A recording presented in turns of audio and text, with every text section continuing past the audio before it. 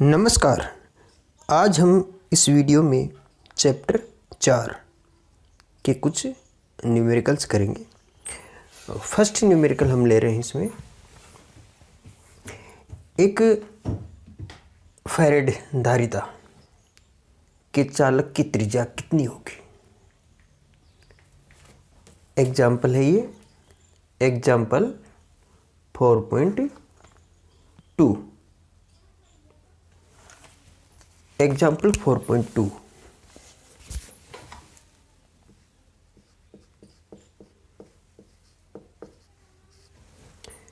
एक फैरेड धारिता के चालक की त्रिज्या कितनी होगी। क्या हम इसे अलमारी में रख सकते हैं? इसकी त्रिज्या निकालने के बाद ही पता चलेगा। तो किसी गोलीय चालक की धारिता C = R/K, जहाँ K क्या है 1/4πε0 है, और ये होता है 9 × 10⁹। अब इसमें हम इसका जो R निकालेंगे, त्रिज्या R = CK, और C जो है हमारे को दे रखा है इसमें 1 फैरेड इंटू K = 9 × 10⁹, यह आ जाएगा मीटर, और या लिख सकते हैं हम 9 × 10⁶ किलोमीटर। ये जो त्रिज्या है ये तो पृथ्वी से भी काफ़ी बड़ी है ना। तो अलमारी में रखने की तो अपन इसको सोच भी नहीं सकते, तो हम इसको अलमारी में नहीं रख सकते, काफ़ी बड़ी त्रिज्या है ना। तो इसका मतलब ये भी है कि जो फैरेड है, जो मात्रक फैरेड है, ये एक सबसे बड़ा मात्रक है धारिता का, काफ़ी बड़ा मात्रक है। तो इसलिए यार इसको हम अलमारी में नहीं रख सकते। क्वेश्चन 2 इसमें अगला नेक्स्ट क्वेश्चन है 4.4। 4.4 क्वेश्चन में है दो चालक गोलों को समान आवेश देने पर इन पर विभवों का अनुपात है। दो चालक गोलों को समान आवेश देने पर इस पर भी Q है, इस पर भी Q है, त्रिज्या इनकी अलग अलग है, इसकी R1 है, इसकी R2 है। इनको समान आवेश देने पर इनके विभवों का अनुपात, यानी V1 है, ये इसका मान लो V2 है, तो V1 अनुपात V2, या यूँ कहें V1/V2 इक्वल टू कितना है, इसमें 1/2 है, या 1/2 भी कह सकते इसको। तो धारिताओं का अनुपात क्या होगा? धारिताओं का अनुपात तो हम जानते हैं कि Q = होता है CV। Q = CV, यानी अगर Q कांस्टेंट है तो C1 = Q/V1। Q तो दोनों में समान है, इसलिए मैंने धारिता अलग है, विभव भी अलग है दोनों पर, तो मैंने C1 = Q/V1 कर दिया। इसी प्रकार से C2 = Q/V2 है ना, यानी C = Q/V हो गया ना। तो ये दोनों का जो अपना आ गया C1 और C2 का, तो इसको हम डिवाइड करते हैं, तो C1 / C2 = अब Q से तो Q कैंसिल हो ही जाएगा, तो आ गया V2/V1, और V2/V1 कितना आएगा, V2 2 है, उल्टा कर देंगे सो 2, यानी हम कह सकते हैं C1/C2 ये क्या आएगा 2/1। ठीक है, ये आ गया अपना 4.2 एग्जाम्पल। इसके बाद मिलेंगे नेक्स्ट एग्जाम्पल 4.5। 4.5 क्या है इसमें,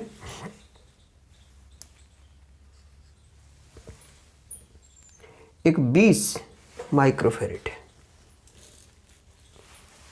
एक 20 माइक्रोफेरेड धारिता के संधारित्र को 10 किलो वोल्ट विभव दिया जाता है तो प्रत्येक प्लेट पर आवेश का मान क्या होगा।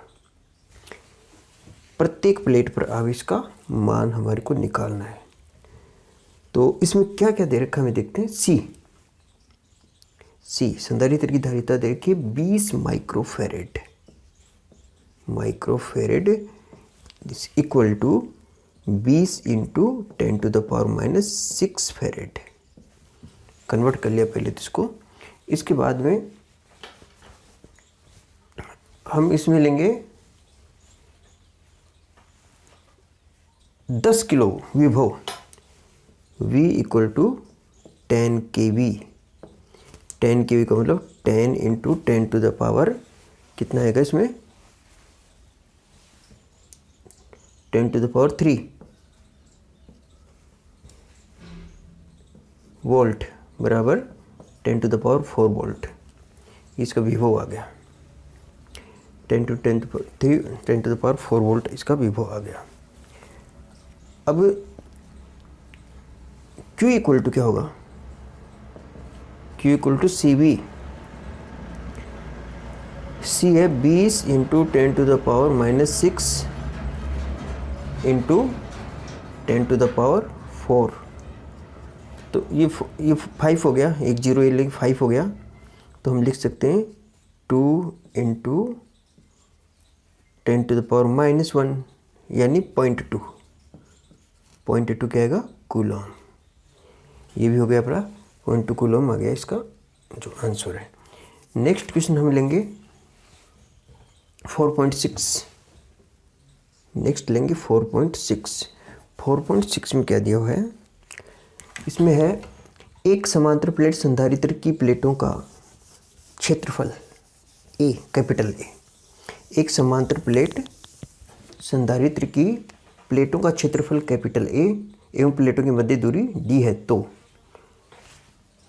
D है, यदि प्लेटों का क्षेत्रफल 2 गुना एवं दूरी आदि कर दी जाए तो धारिता कितनी हो जाएगी। यानी फर्स्ट पहली कंडीशन क्या है, एक समांतर प्लेट संधारित्र है, प्लेटों का क्षेत्रफल A है और प्लेटों के बीच में दूरी कितनी है, D है। तो C इक्वल टू कितनी हो जाएगा, C इक्वल टू हो जाएगा ε0A/D। सेकंड कंडीशन में कहा गया है कि अगर इसकी प्लेटों का क्षेत्रफल क्या कर दे, दुगुना, यानी ε0 2A, और धारित इनकी दूरी बीच की प्लेटों के बीच की दूरी कितनी कर दें, आधी, यानी D/2। तो क्या होगा, 2 पर चला जाएगा और 2 पर चलेगी 4 हो गया।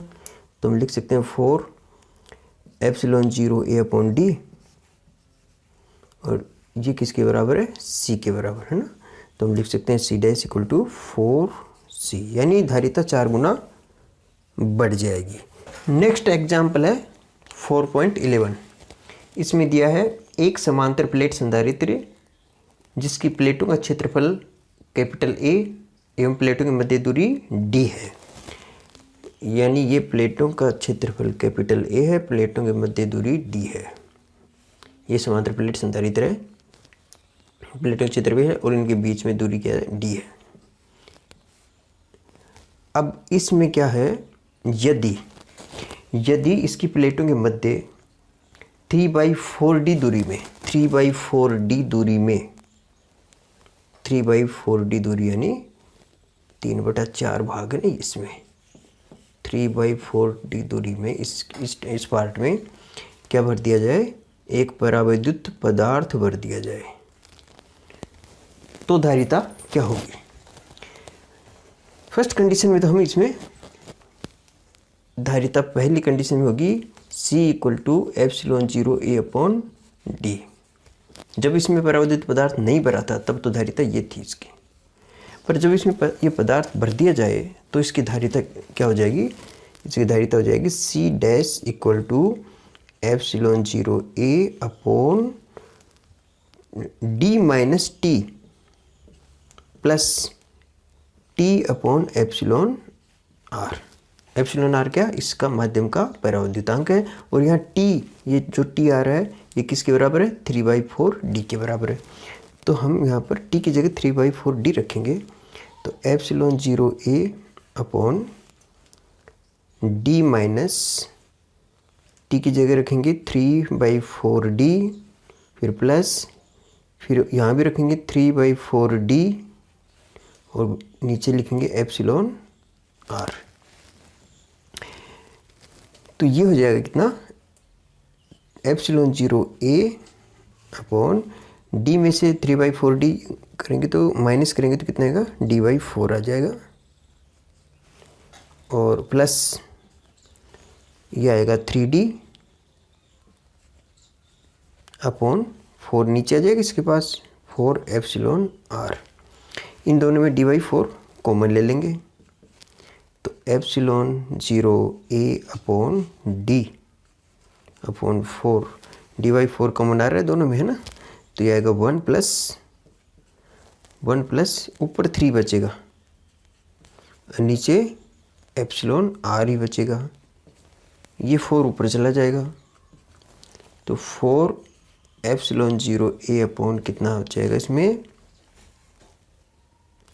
डी, और कोष्टक 1 + 3 अपॉन एप्सिलॉन आर। और ये जो है ये हो गया सी, ये सी है ना, जब इसमें कोई माध्यम नहीं था तब, है ना, धारिता कहती सी, एप्सिलॉन 0 अपॉन डी, तो हम इसकी सी लिख सकते हैं, तो ये आएगा 4c और 1 + 3/एप्सिलॉन आर, या ऐसे भी लिख सकते हैं इसको, equal to 4c upon epsilon r plus 3 divide by epsilon r, ठीक है ना, epsilon r plus 3 divide by epsilon r, epsilon r ऊपर चला जाएगा, और ये आ जाएगा सी डैश इक्वल टू, ये सी डैश है, c dash equal to 4 epsilon r c upon epsilon r plus 3। यानी कितना बढ़ गई है धारिता, कितना बढ़ गई है धारिता, बढ़ेगी इसकी 4 epsilon r divide by epsilon r plus 3 गुना, ठीक है, 4 एप्सिलॉन आर बटा एप्सिलॉन आर प्लस 3 गुना बढ़ी, पहले सी थी ना, अब इतना और ये मल्टीप्लाई हो गया, इतना गुना बढ़ जाएगी धारिता। तो ये क्वेश्चन हो गया अपना 4.11। इसके बाद में हम लेंगे क्वेश्चन 4.11 के बाद में 4.12 है, 4.12 क्वेश्चन है।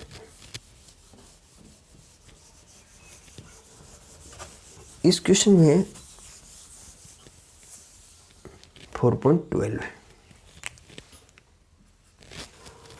एक गोलीय संधारित्र के बाह्य एवं आंतरिक गोलों की त्रिज्याएं क्रमशः 2 मीटर एवं 1 मीटर है। इनके मध्य एप्सिलॉन आर बराबर 8 परावैद्युतांक का पदार्थ भर दिया जाता है, तो इसकी धारिता क्या होगी। तो इसमें ये अपना गोलीय संधारित्र है, इसमें बाह्य गोले की जो त्रिज्या कितनी दे रखी है 2 मीटर, और आंतरिक की दे रखी है 1 मीटर, और इसमें परावैद्युत पदार्थ भर दिया जाता है, तो इसकी धारिता क्या होगी, ठीक है ना, इसको हम अर्थिंग कर देंगे, है ना। अब धारिता निकालने के लिए हम क्या करेंगे, सूत्र है इसका C इक्वल टू परावैद्युत पदार्थ की उपस्थिति में, तो हमें एप्सिलॉन आर से इसको मल्टीप्लाई भी करना पड़ेगा, epsilon R R1 R2 upon के R1 माइनस R2, ये फॉर्मूला लगा दिया। तो एप्सिलॉन आर जो है इसमें कितना है 8 है, तो हम लिख दिया 8 R1 और R2 इंटू 2 इंटू 1 मीटर में है ऑलरेडी, तो 9 इंटू 10 टू द पावर 9 हो गया है ना, और 2 - 1, तो ये हो जाएगा कितना 16, 9 इंटू 10 टू द पावर 9, 2 में से 1 गया तो 1 बच गया। ये this equal to 16/9 into 10 to the power -9। 16 को 9 से डिवाइड करेंगे तो हमारे को मिलेगा कितना 1.78, ये आएगा 1.78 इंटू 10 टू द पावर -9 फेरेड। इसको हम ऐसा भी कह सकते हैं 1.78 नैनो फेरेड। ये आ गया क्वेश्चन 4.12। नेक्स्ट क्वेश्चन लेंगे हम 4.13, 4.13।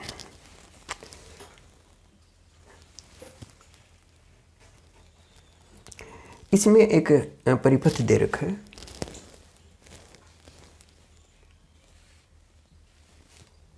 और इस परिपथ में एक संधारित्र यहाँ लगा दिया, एक संधारित्र नीचे लगा दिया, और एक यहाँ लगा दिया, नीचे बैटरी से जोड़ दिया इसको। अब प्लस माइनस, इनकी जो धारिता है 10 माइक्रोफेरेड, इसकी 20 माइक्रोफेरेड, और इसकी 30 माइक्रोफेरेड। इसको C1, इसको C2 और इसको C3 नाम दे देते हैं। हमें बिंदु P और N के मध्य तुल्य धारिता निकालनी है। तो इनके मध्य तुल्य धारिता हम निकालेंगे तो सबसे पहले हम ये जो पैरेलल वाला पार्ट है इसको सोल्व करेंगे ना, पैरेलल वाला। तो इसमें सीधा प्लस होता है धारिताएं, तो C1 और C2 समांतर क्रम में है, तो इन दोनों की जो तुल्य धारिता होगी वो कितनी आ जाएगी, C dash equal to C1 plus C2, ठीक है ना। C1 C2 समांतर क्रम में, तो इनकी तुल्य धारिता C1 प्लस C2 यानी 10 + 20 इक्वल टू 30 माइक्रोफेरेड आ गई।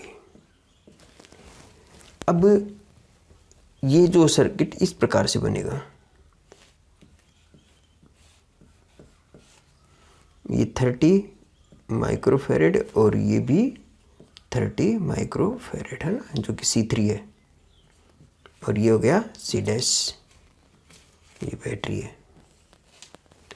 अब C डैश और C3 श्रेणी क्रम में आ गए है ना, तो इनकी जो तुल्य धारिता कितनी आएगी, इनकी तुल्य धारिता है कि C इक्वल टू, या हम वैसे भी सूत्र भी लगा सकते हैं, 1/C equal to 1/C dash plus 1/C3, और this equal to 1/30 plus 1/30, 30 LCM आ गया, और 1 + 1 इक्वल टू 2/30, 1/15, इसलिए C इक्वल टू कितना आ जाएगा 15 माइक्रोफेरेड। ये क्वेश्चन हो गया 4.13। नेक्स्ट क्वेश्चन इसमें मल्टीपल चॉइस में एक क्वेश्चन है, बहुत इंपॉर्टेंट क्वेश्चन है, question number 4, question number 4 multiple choice में।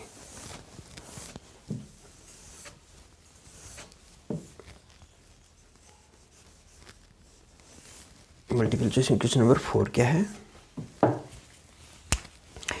क्वेश्चन नंबर 4, इसमें एक सर्किट दे रखा है,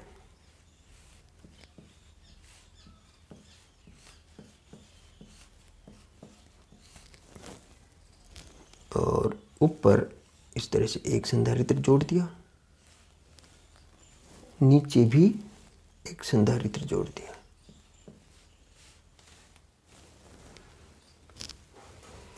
अब हमें इसकी जो तुल्य धारिता निकालनी है।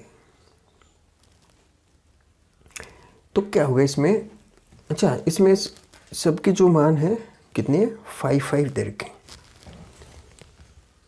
5 माइक्रोफेरेड, 5 माइक्रोफेरेड, ये भी 5 है, ये भी 5 है, ये भी 5 है, ये भी 5 है। सबसे पहले हम इस जो है सर्किट को, परिपथ को थोड़ा एडजस्ट करते हैं। एडजस्ट करने में एक चीज़ ध्यान में रखेंगे हम कि ये जो तार यहाँ जुड़ा हुआ है ये वाला, तो हम इसको यहाँ से लेकर के इसके बीच में कहीं भी जोड़ सकते हैं। इसके और इसके बीच में इस, है ना, कहीं भी जोड़ सकते हैं, इससे कोई प्रभाव नहीं पड़ेगा ना।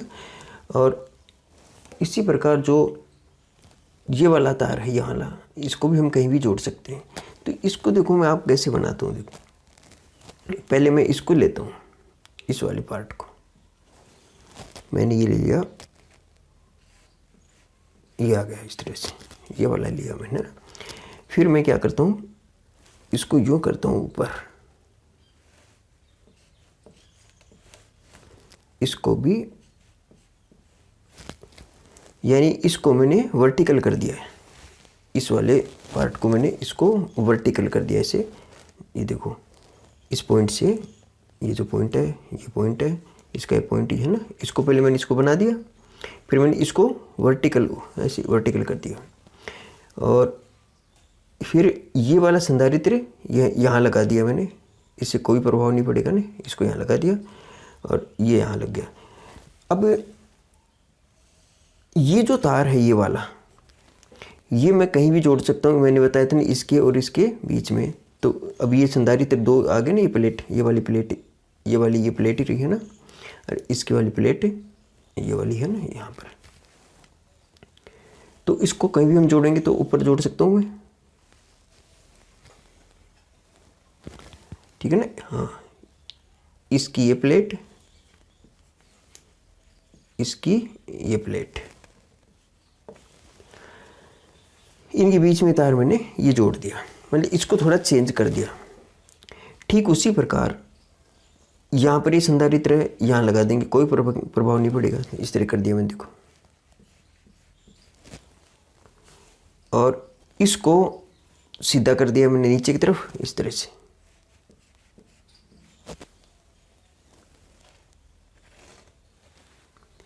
अब एक्चुअल में इस पॉइंट से लगा हुआ ये तार यहाँ से, तो चाहे तो हम यहाँ भी लगा सकते हैं और चाहे यहाँ भी लगा सकते हैं। इसमें एक संधारित्र और भी है,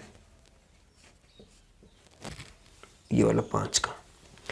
अब ये जो परिपथ बना है ऐसा, ये बिल्कुल व्हीटस्टोन सेतु की तरह है। व्हीटस्टोन सेतु है ना, जैसे ये C1 मान लें, इसको C2, इसको C3 और इसको C4। तो व्हीटस्टोन सेतु संतुलन में कब होगा, जब C1 divide by C2 equal C3 divide by C4। तो ये तो सभी सेम है, सबकी जो धारिता वो सेम है, 5 है, इसकी 5 है, इसकी 5 है, इसकी 5 है। तो 5 से 5 का भाग देंगे तो 1 आएगा, इसमें भी 1 आएगा, 1 बराबर 1, यानी ये व्हीटस्टोन सेतु क्या संतुलन में है। और संतुलन में है तब इस संधारित्र पर कुछ भी आवेश नहीं आएगा ना, क्योंकि विभवांतर क्या आएगा इसमें 0।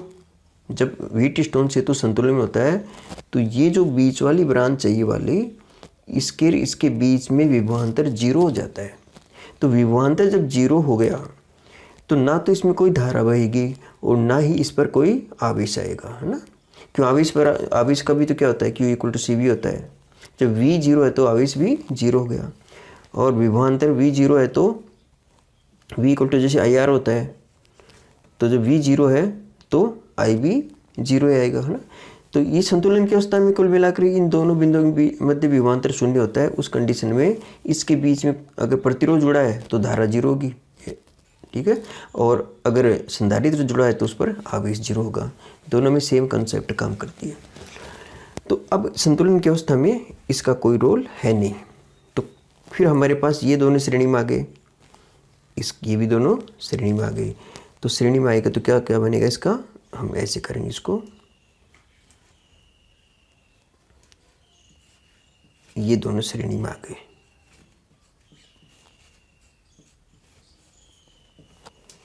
ठीक है, ये श्रेणी में आ गए। तो ये श्रेणी में आ गए तो इसका मतलब ये 5 है और ये भी 5 है, और 5 का श्रेणी में आएगा तो कितना होगा, 5/2 हो जाएगा।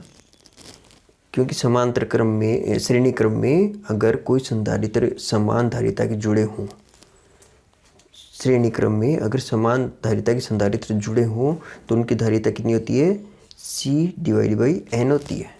N क्या है, नंबर ऑफ जो कैपेसिटर है, और C क्या है, एक कैपेसिटर का जो होता है, एक संधारित्र का मान होता है।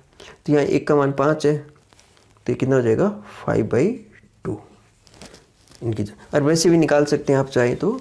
इनकी तुल्य धारिता कैसे आएगी, 1/5 1/5 5 आ गया, और ये 2/5 1C, तो 5/2 ही तो गए ना सीधे।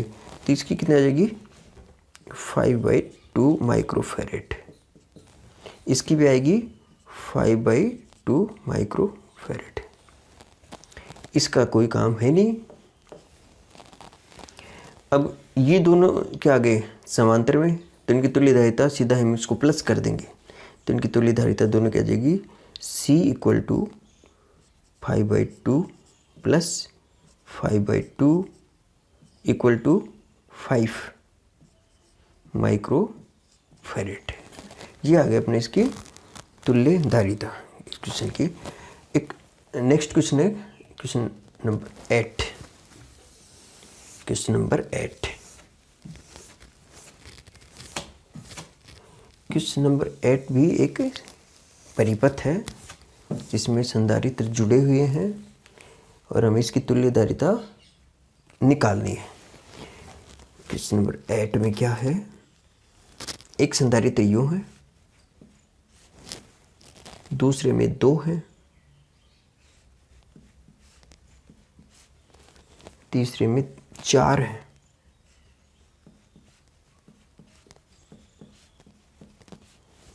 फिर उसके बाद में 8 है, 8, और ये सारे इस प्रकार से जुड़े हैं।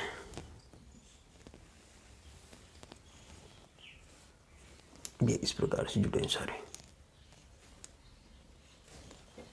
और ये श्रेणी कहाँ तक है, इन्फिनिटी तक है, आगे चलता ही जाएगा ऐसे। प्रत्येक संधारित्र का मान हम मान लेते हैं C है, प्रत्येक का C है।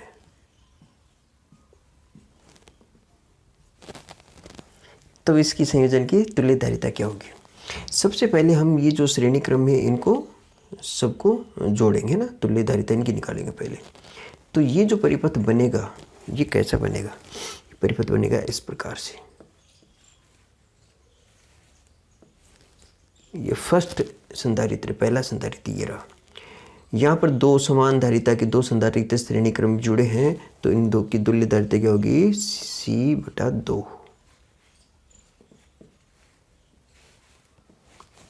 फिर उसके बाद में 4 जुड़े हैं, तो इनकी तुल्य धारिता होगी C/4।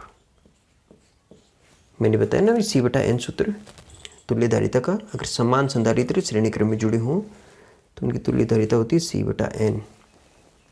ये 8 है, तो इसकी तुल्य धारिता होगी C/8, और इस तरह से ये चलता जाएगा अनंत तक। अब ये सारे संधारित्र, इनको मैंने कंबाइन कर दिया ना सबको। ये C है, फिर इन दोनों का ये एक बना दिया C/2, इन 4 का एक बना दिया C/4, इन 8 का एक बना दिया C/8, और ऐसे आगे चलता जाएगा। अब ये सारे आगे पैरेलल यानी समांतर क्रम में, तो इनकी तुल्य धारिता सीधी प्लस होगी ना, this plus this plus this, इस तरह से करेंगे अपन। तो इस पूरे संयोजन की तुल्य धारिता क्या हो जाएगी, CE इक्विवेलेंट है ना, CE = C plus C/2 plus C/4 plus C/8 plus infinity तक। C कॉमन ले लेंगे, 1 + 1/2 1/4 1/8 और ये आगे इन्फिनिटी। ये एक श्रेणी है ना, गुणोत्तर श्रेणी। यानी इसमें इसका भाग देंगे 1/2 आएगा, इसमें इसका भाग देंगे 1/2 आएगा, इसमें इसका भाग देंगे 1/2 आएगा। ये गुणोत्तर श्रेणी है जिसका सार अनुपात कितना हो गया, 1/4 हो गया, 1/2 सॉरी, है ना। इसका सार अनुपात कितना हो गया, 1/2 हो गया। प्रथम पद कितना है, 1 है, तो CE कितना आ गया, CE इक्वल टू C और गुणोत्तर श्रेणी के अनंत पदों का योग, गुणोत्तर श्रेणी के अनंत पदों का योग मैंने पहले बताया था कितना होता है, A/1 minus R,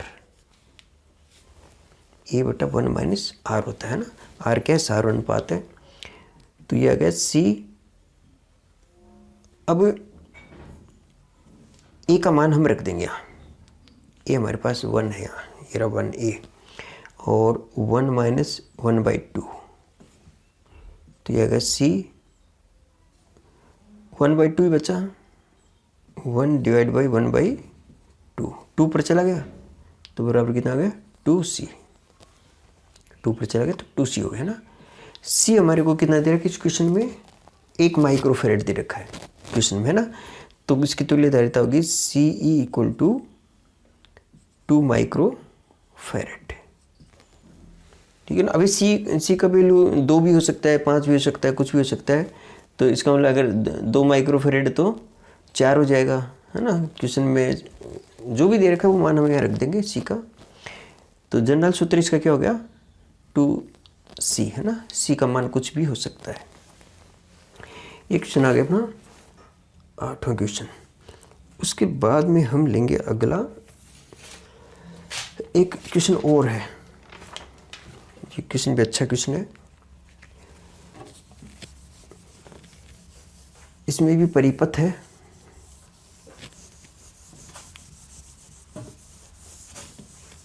question number है अपना 9, क्वेश्चन नंबर 9 है। इसमें एक परिपथ बनाता हूं मैं पहले।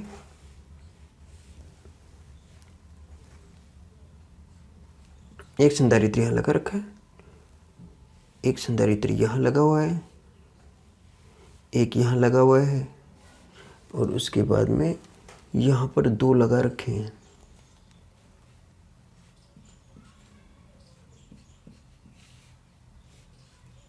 इस तरह से, और यहाँ पर हाँ यही आ गया ना। इसमें इसको थोड़ा नीचे लेते हैं, एक यहाँ लगा दिया और एक इसके पैरेलल में,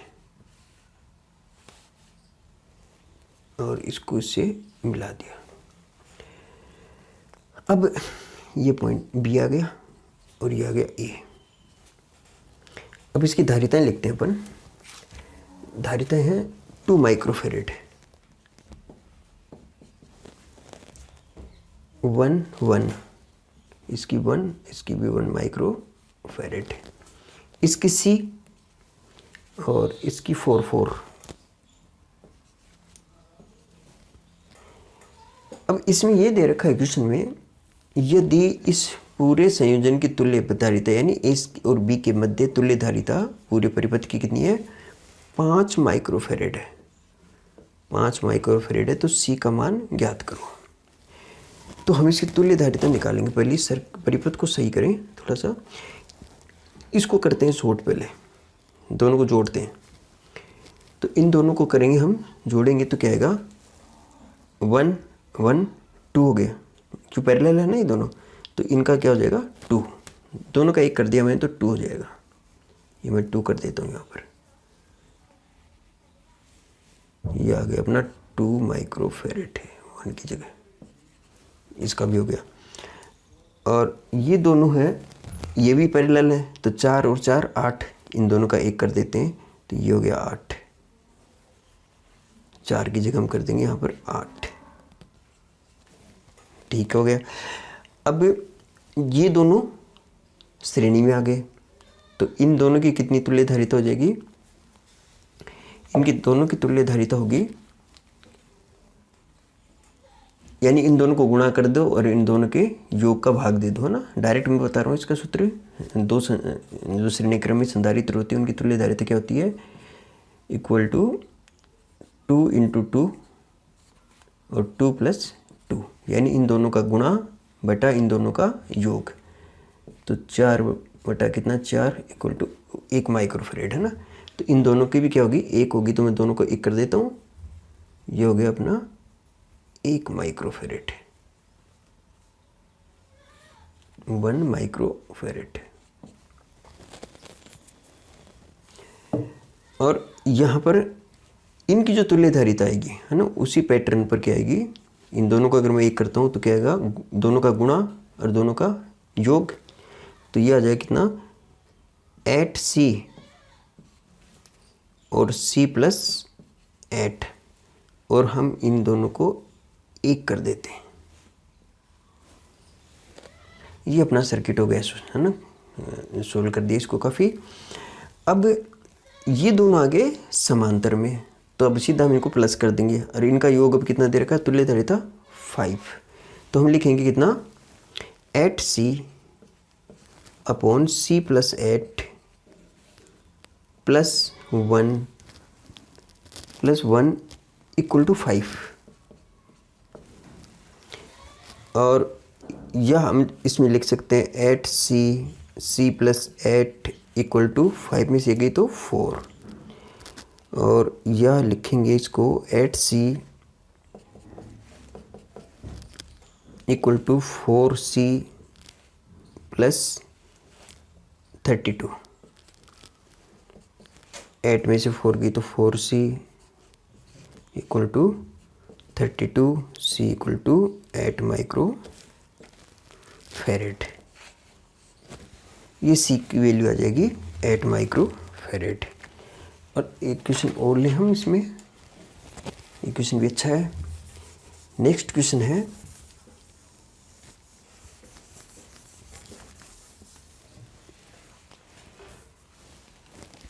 क्वेश्चन नंबर 14। क्वेश्चन 14 क्या है,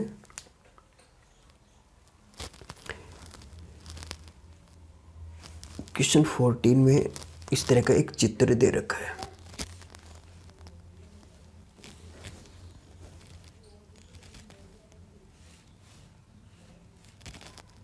इस तरह से ये पॉइंट A है और ये पॉइंट B है।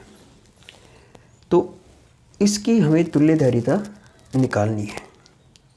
इसकी तुल्य धारिता कितनी आएगी, जबकि प्लेटों के बीच की दूरी कितनी है, D है।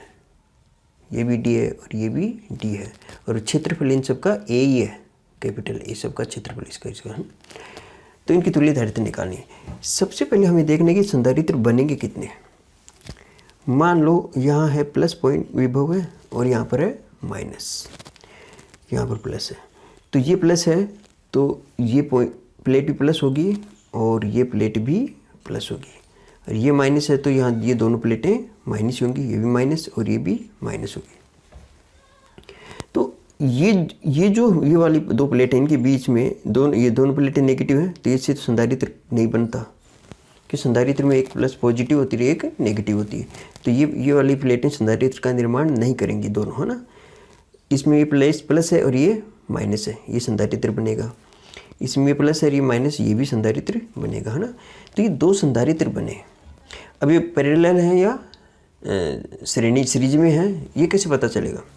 इस दोनों संधारित्रों में देखो, इस प्लेट का इस संधारित्र, ये जो संधारित्र है इसकी ये प्लेट और इस संधारित्र की ये प्लेट, दोनों का विभव क्या है, सेम है, और नेगेटिव प्लेट का भी वो भी सेम है। तो ये कब कंडीशन बनती है, समांतर क्रम में, है ना। समांतर क्रम में तब होता है ना, जैसे ये समांतर क्रम है तो इसमें क्या कंडीशन देखो, इसमें इनकी दोनों प्लेट समान विभव हैं, प्लस प्लस, है ना, और माइनस माइनस भी समान विभव होती हैं, उसी तो हम कहते हैं समांतर क्रम। तो ये समांतर क्रम संधारित्र हैं दोनों। तो समांतर क्रम में धारिता क्या होती है, दोनों की प्लस कर देंगे। तो इसकी कितनी होगी, ऊपर वाली की, इसकी धारिता होगी ε0A/d, और इसकी भी क्या होगी, ε0A/d। तो कुल कितनी हो जाएगी, कुल हो जाएगी दोनों का प्लस, तो C equal to epsilon 0 A upon d plus epsilon 0 A upon d this equal to 2 epsilon 0 A upon d, है ना। ये धारिता इनकी कुल धारिता हो गई। इसी का दूसरा पार्ट और है, इसी क्वेश्चन का फर्स्ट पार्ट है, इस क्वेश्चन का दूसरा पार्ट क्या है। दूसरे पार्ट में हम इसको इस प्रकार से जोड़ते हैं,